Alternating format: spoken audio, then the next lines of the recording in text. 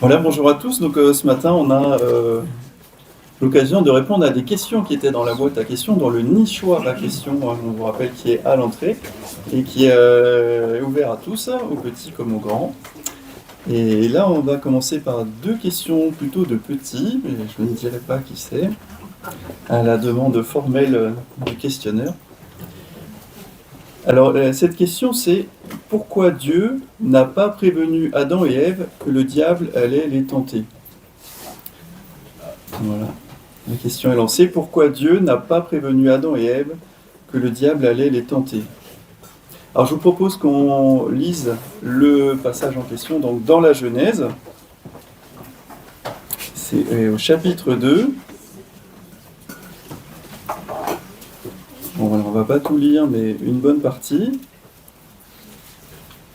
Donc à partir du verset 7. L'Éternel Dieu façonna l'homme avec la poussière de la terre.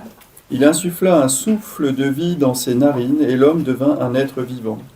L'Éternel Dieu planta un jardin en Éden, du côté de l'Est, et il y mit l'homme qu'il avait façonné. L'Éternel Dieu fit pousser du sol des arbres de toutes sortes, agréables à voir et porteurs de fruits bons à manger. Il fit pousser l'arbre de la vie au milieu du jardin, ainsi que l'arbre de la connaissance du bien et du mal. Verset 15. L'Éternel Dieu prit l'homme et le plaça dans le jardin d'Éden pour qu'il le cultive et le garde. L'Éternel Dieu donna cet ordre à l'homme: tu pourras manger les fruits de tous les arbres du jardin, mais tu ne mangeras pas le fruit de l'arbre de la connaissance du bien et du mal, car le jour où tu en mangeras, tu mourras, c'est certain. L'Éternel Dieu dit: il n'est pas bon que l'homme soit seul, je lui ferai une aide qui soit son vis-à-vis.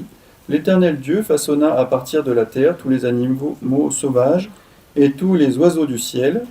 Puis il les fit venir vers l'homme pour voir comment il les appellerait. Il voulait que tout être vivant porte le nom de l'homme, le nom que l'homme lui donnerait. Alors ce verset, simplement, je m'arrête un instant. Ce verset, il nous montre aussi qu'il y a un dialogue entre l'homme et Dieu direct. Hein, on voit Dieu qui est... Alors on ne sait pas tout ce qui s'est passé exactement à ce moment-là, il nous est rapporté juste ici quelques versets, mais on voit que Dieu et l'homme, ils étaient dans le jardin, et il y avait une communion, un dialogue. Donc il est probable aussi qu'on ne sait pas tout ce qui s'est dit et tout ce que Dieu a pu dire à Adam et Ève. Et donc par exemple, là on voit ce dialogue où Dieu amène les animaux à l'homme le donne un nom.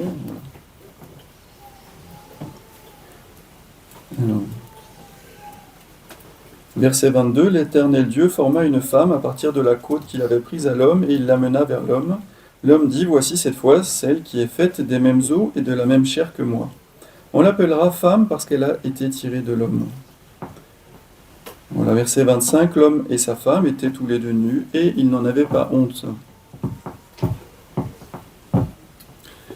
Et du coup, cette question, pourquoi Dieu n'a pas prévenu Adam et Ève que le diable allait les tenter, peut-être qu'il les avait prévenus. En tout cas, c'est pas marqué qu'il l'avait fait, mais on peut penser que peut-être il l'avait fait.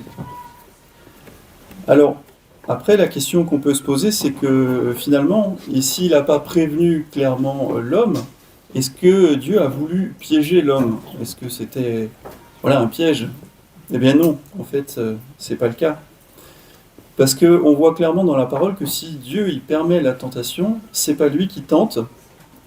Et là, on voit clairement qui c'est qui tente. Et c'est le diable. Mais après, il y a aussi une suite. C'est ce qu'on lit dans Jacques, chapitre 1, les versets 13 à 15. Que personne, lorsqu'il est tenté, ne dise « c'est Dieu qui me tente ». Car Dieu ne peut pas être tenté par le mal et il ne tente lui-même personne. Mais chacun est tenté quand il est attiré et entraîné par ses propres désirs. Puis le désir, lorsqu'il est encouragé, donne naissance au péché. Et le péché, parvenu à son plein développement, a pour fruit la mort. Donc là, si on regarde on va lire la suite du passage dans Genèse, et on va voir qu'il se passe exactement ça. C'est-à-dire d'abord, le diable tente, et ensuite, c'est l'homme qui choisit, la femme ici, qui choisit malheureusement d'écouter cette tentation et et d'aller jusqu'à ce fruit qui est la mort, comme on va le voir. Le serpent, alors on va au chapitre 3, verset 1 dans Genèse. Le serpent était le plus rusé de tous les animaux sauvages que l'Éternel Dieu avait fait. Il dit à la femme, « Dieu a-t-il vraiment dit, vous ne mangerez aucun des fruits des arbres du jardin ?» La femme répondit au serpent, « Nous mangeons du fruit des arbres du jardin. Cependant, en ce qui concerne le fruit de l'arbre qui est au milieu du jardin, Dieu a dit, vous n'en mangerez pas, et vous n'y toucherez pas, sinon vous mourrez. » Le serpent dit alors à la femme, « Vous ne mourrez absolument pas, mais Dieu sait que le jour où vous en mangerez, vos yeux s'ouvriront et vous serez comme Dieu. Vous connaîtrez le bien et le mal. » La femme vit que l'arbre était porteur de fruits, bon à manger, agréable à regarder, et précieux pour ouvrir l'intelligence. Là, on voit que c'est elle qui résonne en elle et qui prend cette décision. Elle prit de son fruit et en mangea. Elle en donna aussi à son mari, qui était avec elle, et il en mangea. Leurs yeux à tous les deux s'ouvrirent, et ils prirent conscience qu'ils étaient nus. Ils attachèrent des feuilles de figuier ensemble et s'en firent des ceintures. Quand ils entendirent la voix de l'Éternel Dieu en train de parcourir le jardin vers le soir, l'homme et sa femme se cachèrent loin de l'Éternel Dieu au milieu des arbres du jardin. Cependant, l'Éternel Dieu appela l'homme et lui dit, « Où es-tu » Il répondit, « J'ai entendu ta voix dans le jardin et j'ai eu peur, parce que j'étais nu, alors je me suis caché. » L'Éternel Dieu dit, « Qui t'a révélé que tu étais nu? Est-ce que tu as mangé du fruit de l'arbre dont je t'avais interdit de manger ?» L'homme répondit, « C'est la femme que tu as mise à mes côtés qui m'a donné de ce fruit, et j'en ai mangé. » L'Éternel Dieu dit à la femme, « Pourquoi as-tu fait cela ?» La femme répondit, « Le serpent m'a trompé, et j'en ai mangé. » Voilà, donc on voit ce processus, on voit aussi l'homme et la femme qui ont du mal à reconnaître leur tort et qui veulent rejeter la faute de l'un à l'autre jusqu'au tentateur, mais la responsabilité revient quand même à celui qui prend la décision, et donc à l'homme et qui supporte cette malédiction. Alors on peut se demander pourquoi est-ce que Dieu les a pas plus clairement prévenus, pourquoi il leur a pas plus insisté en disant voilà, il ne faut pas manger du fruit qui est au milieu de l'arbre du jardin, et puis si on vient vous dire de ne pas en manger, surtout résister, on peut se dire peut-être Dieu aurait pu insister plus. Alors je pense que la réponse en fait elle se trouve, donc et du coup la réponse à la question initiale, pourquoi Dieu n'a-t-il pas prévenu Adam et Ève que le diable allait les tenter? C'est parce qu'on voit dans toute la parole que Dieu, ce qui l'intéresse, c'est d'avoir des hommes qui ont foi en lui. Avoir foi en lui, c'est-à-dire qu'ils lui fassent confiance, qu'ils choisissent librement de faire sa volonté, qu'ils choisissent librement d'être en relation avec lui, et il ne force personne. C'est en ça que, probablement, quand Dieu dit qu'il a fait l'homme à son image, c'est aussi cette capacité à avoir une relation avec lui, mais aussi à choisir librement de vivre avec Dieu ou pas. Et là, c'était la première fois que malheureusement, et avec toutes les conséquences pour la suite, l'homme avait ce choix, mais il a choisi de ne pas écouter Dieu, de ne pas lui faire confiance. Et il faut savoir, alors pourquoi aussi Dieu, il savait que ça allait se passer. C'est pas ce qu'il voulait, enfin disons que c'est l'homme qui a sa responsabilité de l'avoir fait. Mais il savait que ça allait se passer, mais il savait aussi qu'il y aurait un plan et qu'il allait trouver une solution pour que l'homme soit sauvé. Et c'est ça qui est beau, c'est là qu'on voit qu'il y a quand même l'amour de Dieu, il n'est pas défaillant, puisqu'il apporte par la suite une solution. Et on le voit tout de suite, c'est d'ailleurs écrit, si on continue au verset 14, « L'Éternel Dieu dit au serpent, puisque tu as fait cela, tu seras maudit parmi tout le bétail et tous les animaux sauvages. Tu marcheras sur ton ventre et tu mangeras de la poussière tous les jours de ta vie. » Et surtout le verset 15, « Je mettrai l'hostilité entre toi et la femme, entre ta descendance et sa descendance.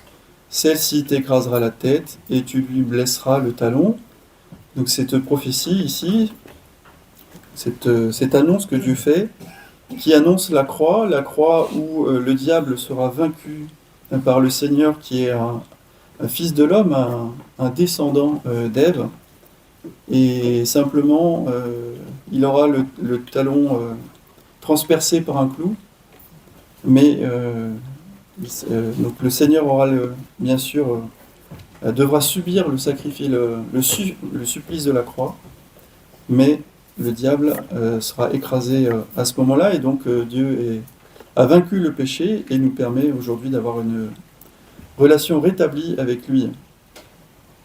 Alors, quelle application pour nous aujourd'hui? On voit qu'on est un peu dans la même situation. Finalement, les choses n'ont pas tellement changé. Puisqu'il y a toujours le diable qui agit, parce que même s'il est vaincu, il n'est pas encore mis hors d'état de nuire, et on est toujours sur la terre.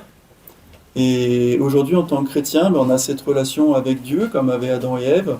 Alors, c'est pas qu'il soit là avec nous directement physiquement, mais par son esprit, il vit en nous quand on est chrétien, et on connaît sa volonté. Et on a toute la parole de Dieu pour connaître la volonté de Dieu, et pour savoir ce qu'il faut faire, ce qu'il ne faut pas faire. Et puis, et bien souvent, le diable, il peut nous souffler des mauvaises idées, des tentations, nous suggérer que si on fait autrement que ce qui est préconisé par Dieu, on sera plus heureux, ce sera mieux. Il nous suggère qu'en fait, l'amour de Dieu, il n'est pas complet, que finalement, on peut faire des petits travers par-ci par-là, que ça nous sera bénéfique. Et ça existe toujours.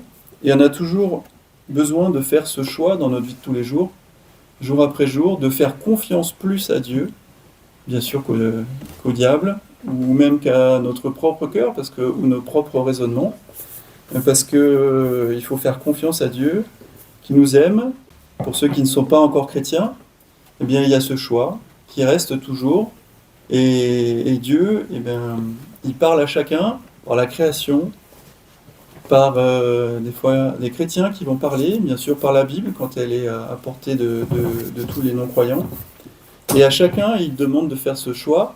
Est-ce que tu veux que cette relation soit rétablie avec moi? Est-ce que tu veux faire de moi ton Seigneur? Ou est-ce que tu préfères faire ta propre volonté? Est-ce que tu préfères choisir de suivre ton propre chemin?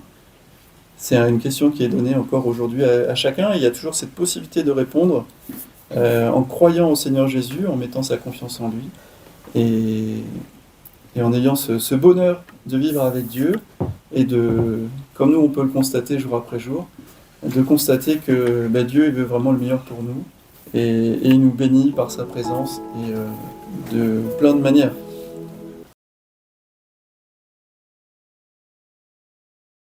Alors il y a une deuxième question, à la suite. C'est Jésus et Dieu aiment-ils les démons puisqu'ils aiment tout le monde? Jésus et Dieu aiment-ils les démons puisqu'ils aiment tout le monde? Alors là, c'est une question fermée, hein, oui ou non, donc c'est plus facile de répondre, donc c'est non. Alors, effectivement, on comprend que cette question soit posée parce qu'il y a des versets qui nous disent que l'amour caractérise Dieu. 1 Jean 4. Donc on voit que Dieu est caractérisé par l'amour, que Dieu aime tout le monde et qu'il veut que tous soient sauvés. Mais par contre, là, il n'est pas question des anges, il est question des hommes. Et en fait, il faut considérer, il y a beaucoup de versets qui nous parlent de Satan, et on voit que Dieu n'aime pas Satan. Pourquoi? Parce que Satan incarne le mal, c'est le mal incarné, et Dieu déteste le mal. Et alors nous, on est appelés, comme Dieu, à haïr le mal, à fuir le mal et à aimer la bonté. Si on aime le mal, alors ça ne va pas, on ne fait pas la volonté de Dieu. On voit notamment donc que Satan, il est l'adversaire, le mal, il est le meurtrier, le père du mensonge, accusateur du peuple de Dieu, tentateur, on vient d'en parler. Il est fier, orgueilleux, méchant, violent, rusé, intrigant, voleur. Voilà, tous des versets qui nous disent cela. En fait, il est tout ce que Dieu déteste. Et son cœur, il est définitivement figé dans sa haine de Dieu. Et on voit que son jugement final et sa destruction sont certaines, il n'y a pas de moyen de repentance ou de retour. Et c'est annoncé dans Apocalypse au chapitre 20. On peut le lire là, au verset 1. Puis je vis un ange descendre du ciel. Il tenait à la main la clé de l'abîme et une grande chaîne. Il s'empara du dragon, le serpent ancien, qui est le diable et Satan. Il l'enchaîna pour 1000 ans et le jeta dans l'abîme. Il ferma et scella l'entrée au-dessus de lui afin qu'il n'égare plus les nations, jusqu'à ce que les 1000 ans soient passés. Après cela, il faut qu'il soit relâché un peu de temps.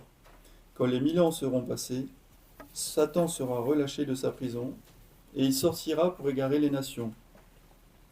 Alors, un peu plus loin. Mais un feu venu de Dieu descendit du ciel et les dévora, donc c'est ceux qu'il aura égarés. Et verset 10, le diable qui les égarait fut jeté dans l'étang de feu et de soufre, où sont la bête et le prétendu prophète, et ils seront tourmentés jour et nuit au siècle des siècles. On voit aussi dans 2 Pierre 2, verset 4, qui nous parle aussi, au-delà de Satan, des anges déchus, c'est-à-dire des démons. En effet, Dieu n'a pas épargné les anges qui ont péché, les démons, mais il les a précipités et enchaînés dans l'abîme, là où règnent les ténèbres, pour qu'ils y soient gardés en vue du jugement. Et un verset nous dit que même nous serons appelés à juger les anges. Alors on voit par contre que Jésus il nous demande d'aimer nos ennemis. Ça c'est une réalité, dans Matthieu 5, 44. Mais moi je vous dis, aimez vos ennemis, bénissez ceux qui vous maudissent, faites du bien à ceux qui vous détestent, et priez pour ceux qui vous maltraitent et qui vous persécutent. Mais là clairement il faut voir qu'il s'agit d'hommes, il ne s'agit pas de démons, c'est très clair. Donc en conclusion, puisque Satan est tout ce qui est à l'opposé du Dieu qu'on aime, eh ben, nous ne sommes pas appelés à l'aimer, bien au contraire. Romains 12, verset 9 nous dit « Ayez le mal en horreur, attachez-vous fortement au bien. »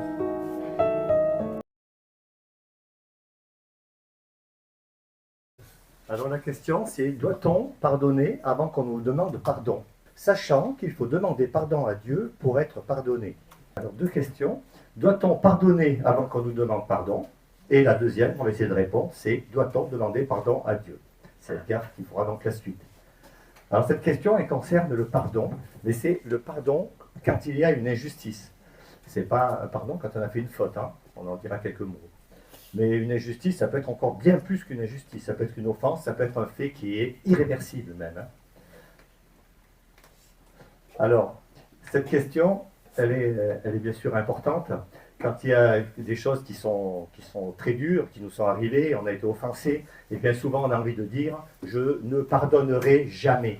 Et puis on se rend compte que en fait c'est la haine, c'est la violence qui commence à entrer en nous, et c'est l'effet inverse, on a envie évidemment de se venger.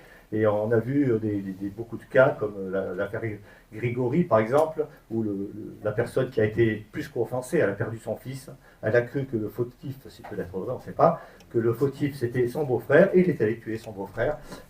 Voilà. Donc vous voyez jusqu'où peut aller la haine. Alors on va prendre ces 3 points, quelques remarques après. Jésus veut pardonner la foule à la croix.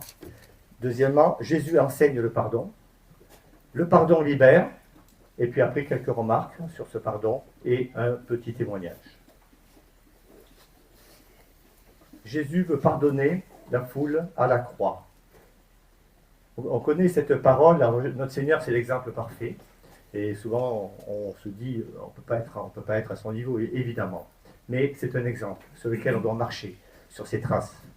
Jésus, s'il avait eu de la haine à la croix, et on aurait pu le comprendre, hein, une injustice qui était terrible, s'il avait eu de la haine à la croix, eh bien, l'effet aurait été totalement inverse, évidemment. Il aurait souhaité se venger, il aurait pu le faire, il était Dieu, il aurait pu réunir ses légions d'anges pour venir le faire descendre de la croix.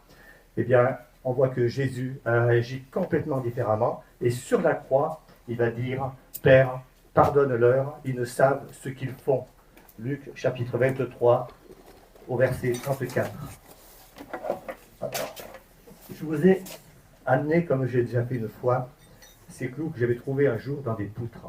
Et ces clous qui étaient façonnés comme c'était autrefois, certainement comme ils étaient à l'époque de la croix, eh bien, celui qui a dit Père, pardonne-leur, ils ne savent ce qu'ils font, il avait ces clous qui traversaient ses mains et ses pieds. Voyez, le pardon, le vrai pardon. Père, pardonne-leur. Alors, à la croix, Jésus n'a pas voulu se venger. Il a remis simplement à Dieu, son Père, pour une vraie justice. À la croix, Jésus a montré son amour pour le Père, pour toute l'humanité. Il faisait confiance à son Père, Père, pardonne-leur, et puis il pensait aussi à nous, pour ce salut éternel. Il y a des personnes qui ont crié « Cloue-le sur une croix ». Ils étaient devant, et Jésus a dit « Père, pardonne-leur ». Et c'est à la croix, évidemment, que la grâce de Dieu a resplendi, le pardon de Dieu qui était offert à toute l'humanité, si l'humanité voulait croire. Vous êtes sauvés par la grâce, par la foi. La grâce, le cadeau, le pardon, par la grâce, par la foi, cela ne vient pas de vous, c'est le don de Dieu, ce Père qui règne. Alors Jésus enseigne le pardon. Combien de fois on doit pardonner? Il y a quelqu'un, c'est Pierre, qui est venu voir Jésus et qui lui a dit, tu sais la réponse apparemment. C'est pas toi qui as posé la question. Hein. Alors, une fois, c'est vraiment difficile, souvent, quand on a été meurtri. Et le Seigneur Jésus va répondre à quelque chose d'impossible.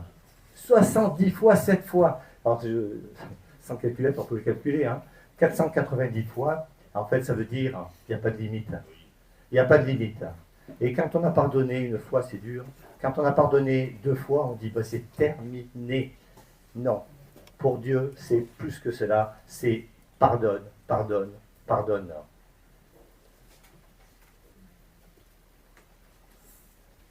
Il y a une prière que le Seigneur Jésus, quand quelqu'un est venu lui dire, enseigne-nous à prier, le Seigneur Jésus a dit, voilà comment vous devez prier. Alors, ce n'est pas une prière qu'on doit réciter, mais c'est une belle prière. C'est la prière que notre Seigneur nous a enseignée quand même. Et le Seigneur Jésus, c'est notre Père qui est dans les cieux, que ton règne vienne, que ton nom soit sanctifié, que ton règne vienne, que ton règne vienne. Un Dieu qui règne, un Dieu qui est un Père, qui nous aime et qui règne. Que ta volonté soit faite dans le ciel comme sur la terre. Et dans cette prière, le Seigneur Jésus va dire, pardonne-nous, en parlant de nous, c'est nous qui devons prier en fait. Pardonne-nous nos offenses, comme nous aussi nous pardonnons à ceux qui nous ont offensés. Alors, Éric disait il y a quelques jours, moi je n'arrive pas à le dire, c'est vrai que c'est difficile à dire, et le Seigneur Jésus, c'est un bon pédagogue, on le sait, et quand il dit quelque chose, c'est pour nous encourager à avancer, comme vous faites, et bien demander pardon à Dieu. Est-ce que nous on le fait? Voilà, c'était ça la question en fait, est-ce que nous on le fait? De demander pardon, de pardonner plutôt à ceux qui nous ont offensés. Et le Seigneur Jésus dit, comme vous le faites, eh bien, de la même façon, demandez pardon à Dieu quand vous faites une faute. C'était, on ne va pas dire une astuce, c'était une façon de nous faire comprendre comment on était aimé par Dieu et combien on devait marcher par la suite. Et on voit juste après, oui, c'est écrit, car c'est à toi qu'appartiennent dans tous les siècles le règne, la puissance et la gloire. Amen. On voit le règne au départ, le règne à la fin de cette prière. Notre Seigneur, notre Dieu, c'est un Dieu de justice. Et si nous, on veut faire justice, si nous, on ne veut pas pardonner, c'est comme si on voulait faire justice en fait, eh bien, ça veut dire qu'on ne laisse pas Dieu à sa place pour faire la justice. Notre Dieu est un Dieu de justice. Il y a un verset qui est hors de ce contexte, Matthieu 6, 33, « Cherchez le royaume de Dieu et sa justice, et toutes choses vous seront données en plus. » Alors toutes ces choses, c'était la nourriture, c'était beaucoup de choses sur lesquelles des choses qui nous tracassent souvent. Eh bien, le Seigneur Jésus va dire aussi, pour le pardon, cherche d'abord la justice de Dieu, le royaume de Dieu et sa justice. C'est Dieu qui règne, et c'est Dieu qui apportera sa pardon ou sa justice. Et toute chose, même le pardon, ton pardon, te sera accordé en plus. Le pardon libère. On sait que Jésus, notre Seigneur, c'est un avocat auprès du Père. On l'a vu déjà dans ces versets. Le Saint-Esprit est là. Le Saint-Esprit est là comme ce consolateur, ce conseiller, ce soutien, celui qui est notre défenseur, celui qui est notre vis-à-vis, qui est avec nous, à nos côtés. Alors si je veux me venger, je prends le siège du juge. Si je m'appuie sur ce consolateur, eh bien, je vais connaître cette libération. Et quand le Seigneur Jésus parle des personnes qui sont heureuses, c'est des personnes qui sont heureuses aux yeux de Dieu, mais heureuses aussi comme nous on peut le vivre. Et heureux, c'est dans Matthieu chapitre 5, tous ces bienheureux, heureux ceux qui ont faim et soif de la justice. Ah, on peut se venger. Non, la justice de Dieu, notre Dieu qui règne, car ils seront rassasiés. Voilà, on t'a fait une offense. Eh bien voilà, Dieu veut te rassasier, il veut te rendre de nouveau heureux, heureuse. Tu as soif de justice, tu te confies en Dieu ton Père. Heureux ceux qui font preuve de bonté dans cette souffrance, faire preuve de bonté, car on aura de la bonté pour eux. Heureux ceux qui ont le cœur pur, car ils verront Dieu. Tous ces plans merveilleux de cette bénédiction. Heureux ceux qui procurent la paix. La vengeance, c'est pas la paix, car ils seront appelés fils de Dieu. Heureux ceux qui sont persécutés pour la justice. Encore une fois, la justice, car le royaume des cieux leur appartient. Le royaume, on peut entrer dans ce royaume, on peut vivre dans ce royaume déjà maintenant. Heureux serez-vous lorsqu'on vous insultera et qu'on vous persécutera et qu'on dira faussement de toutes sortes de mal à cause de moi. Voilà, je suis libéré. Je peux faire partie de ces bienheureux, de ces heureux, ou heureuses, je peux en faire partie. Parce que le Seigneur, si je laisse le Seigneur régner, mon Dieu régner, le Père éternel régner sur ma vie. Alors, pardonner, est-ce que ça veut dire oublier? Un verset de l'apôtre Paul, où il y a le mot oubli d'ailleurs. Alors tout d'abord, ce verset-là de Pierre 3, eh bien, on peut, si on a vraiment souffert quelque chose de terrible, pensons qu'un jour, il y aura une terre où la justice habitera, la vraie justice de Dieu. Donc déjà, c'est une base. Déjà, pour passer ce temps sur la terre où il y a tant de souffrance, pensons que si nous avons été offensés, il y aura une justice sur la terre, la justice de Dieu, des nouveaux cieux et nouvelles terres. Cette promesse, c'est un Dieu qui l'a fait, qui ne peut mentir. C'est quelque chose qui est assuré, une certitude.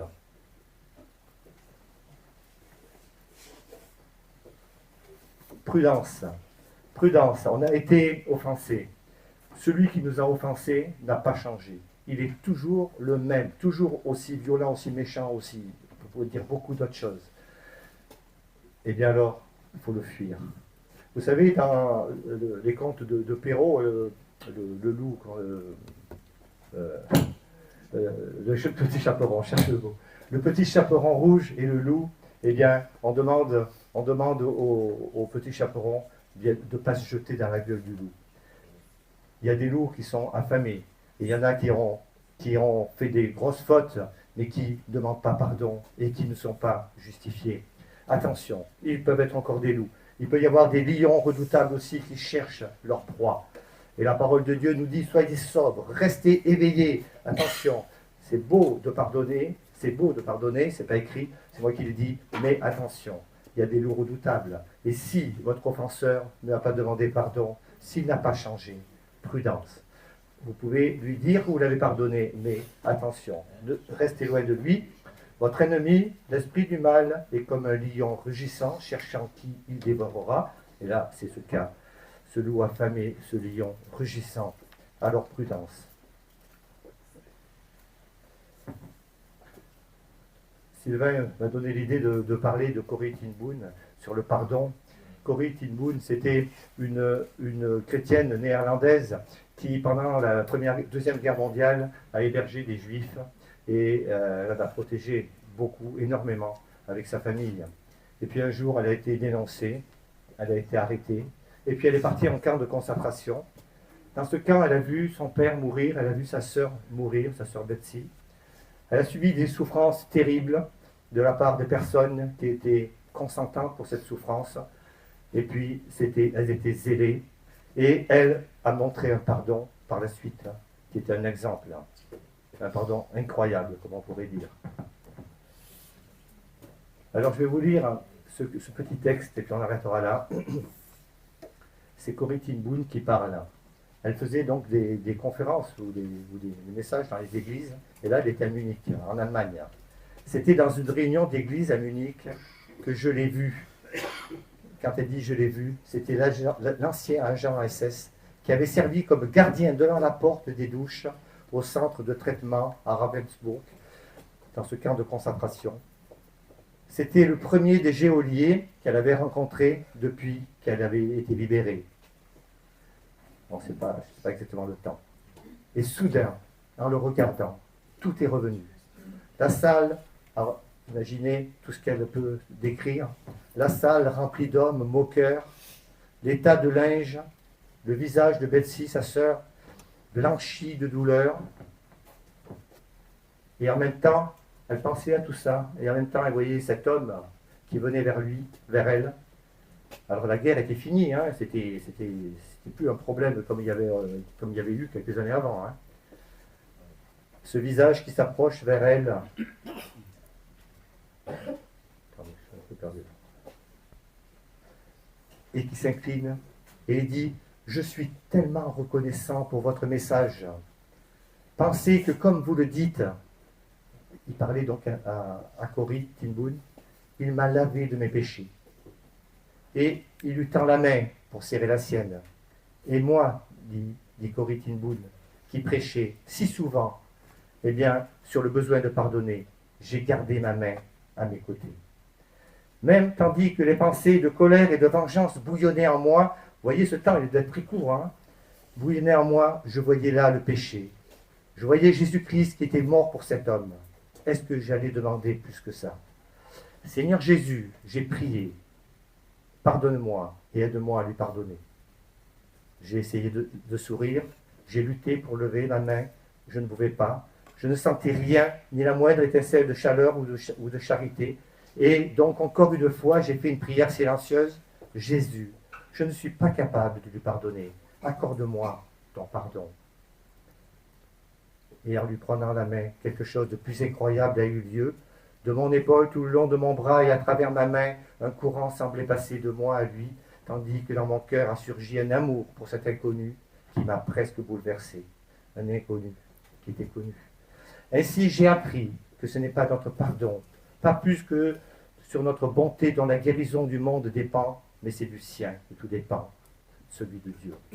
Quand il nous dit d'aimer nos ennemis, il donne ensemble avec la commande « Aimez vos ennemis » et il donne en même temps l'amour même pour pardonner.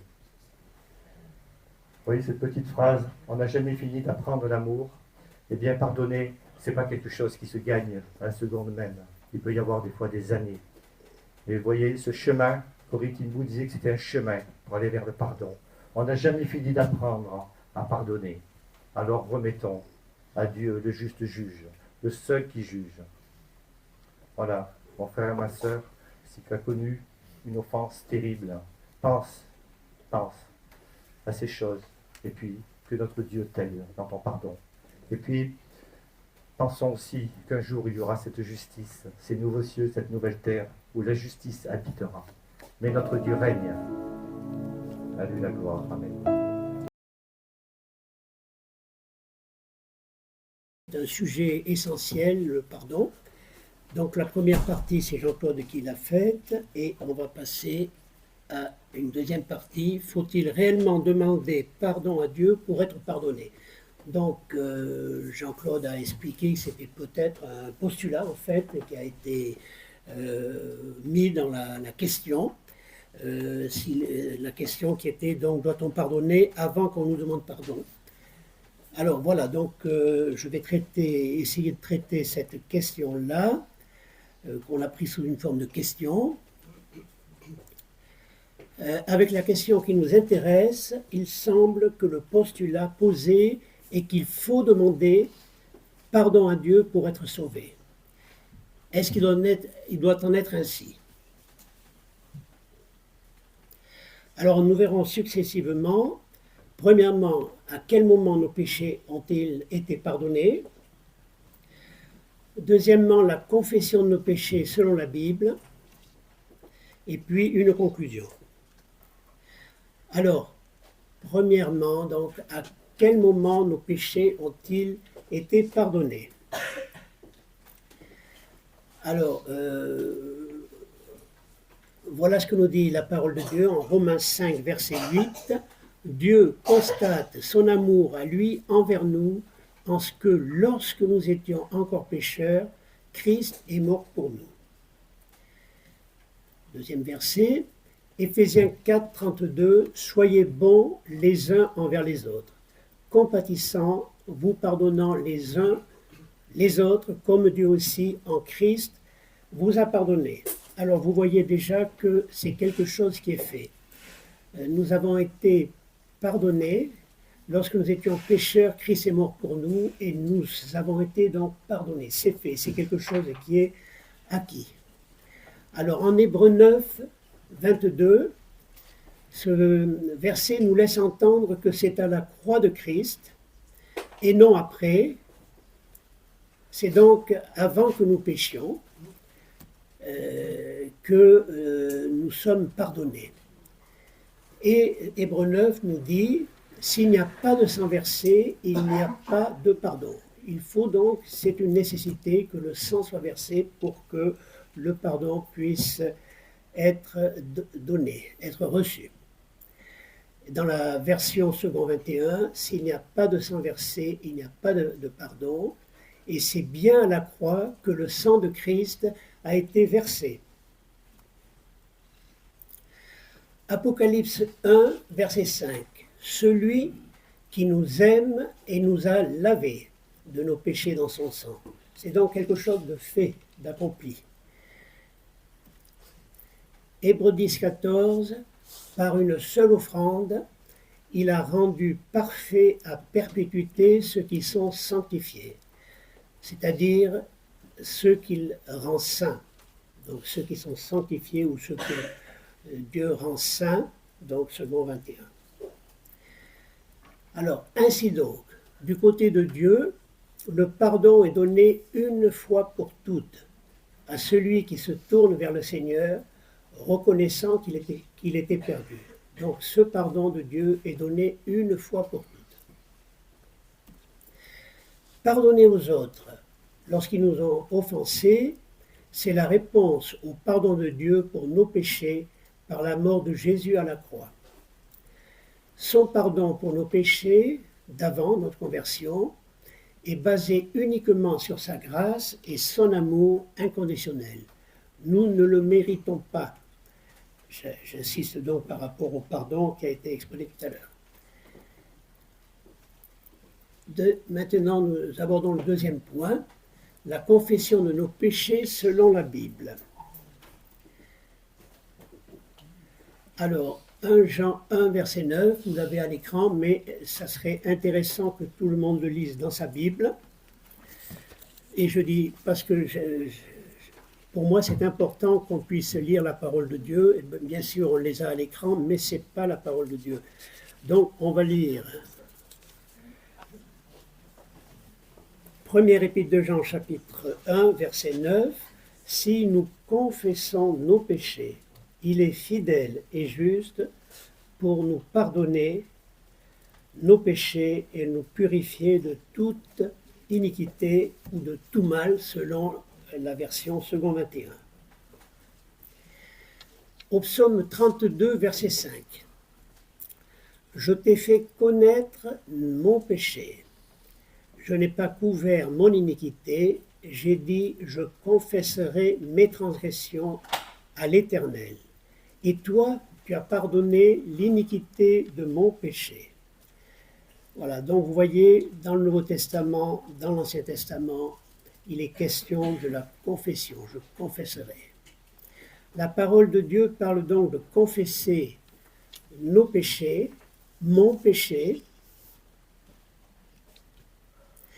et j'écris ça, j'espère ne pas me tromper, que nous ne voyons pas dans la parole de Dieu qu'il faut demander pardon à Dieu.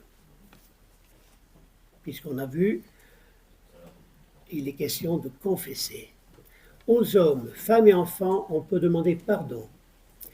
Mais à Dieu, il est davantage insisté sur la confession de nos péchés, car nous avons été déjà pardonnés par Dieu. Et Dieu est fidèle et juste, comme on l'a lu dans la première épître de Jean, Dieu est fidèle et juste pour nous pardonner nos péchés et nous purifier de tout mal. Alors la confession, ça ne consiste pas à dire pardon, ou j'ai manqué, ou encore j'ai fauté, comme on peut le dire facilement. Mais ça consiste à dire à Dieu j'ai fait telle chose, en nommant cette chose, ce que nous avons fait, ce qui a été mal. Et je suis cette personne qui a fait ce mal. Voilà ce qu'est la confession. Donc, dire à Dieu quelque chose de précis. Alors que quand on demande pardon, ce n'est pas très précis. Alors, maintenant, conclusion. Nos péchés d'avant notre conversion ont été pardonnés une fois pour toutes. Et il n'y a pas nécessité de renouveler notre demande de pardon à Dieu. Mais pour nos péchés actuels, Dieu veut que nous les confessions. Alors, on peut peut-être encore relire dans la première épître de Jean, le verset précédent, qui nous dit, si nous disons nous n'avons pas de péché, alors là il s'agit de chrétiens qui parlent, hein, si nous disons que nous n'avons pas de péché, nous nous séduisons nous-mêmes. Et la vérité n'est pas en nous.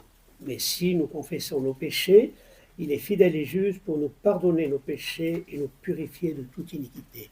Donc, nous comprenons par ce passage-là que nous sommes pécheurs, que le péché est tout près de nous et en nous, et donc c'est bien à ce moment-là que nous avons à confesser ces péchés, les péchés donc depuis notre conversion. S'agissant de nos péchés actuels, donc Dieu veut que nous les confessons. Alors, Jean-Claude l'a dit, pardonner son prochain, c'est un commandement d'amour du Christ. Si vous ne pardonnez pas, ben je ne vous pardonnerai pas. Pardonner, donc, voilà, ça on insiste là-dessus. Et ce qui a été difficile pour Corrie ten Boom, eh bien, on s'aperçoit nous aussi, c'est arrivé que ça soit difficile, même dans la propre famille, entre frères et sœurs, voilà, ou entre le mari et la femme, ou avec les amis. Alors, si Dieu lui-même nous pardonne lorsque nous confessons nos péchés, qui sommes-nous pour ne pas accorder notre pardon aux autres? Voilà, alors merci donc pour la question qui était posée, qui était une question essentielle, et merci à tous pour votre attention.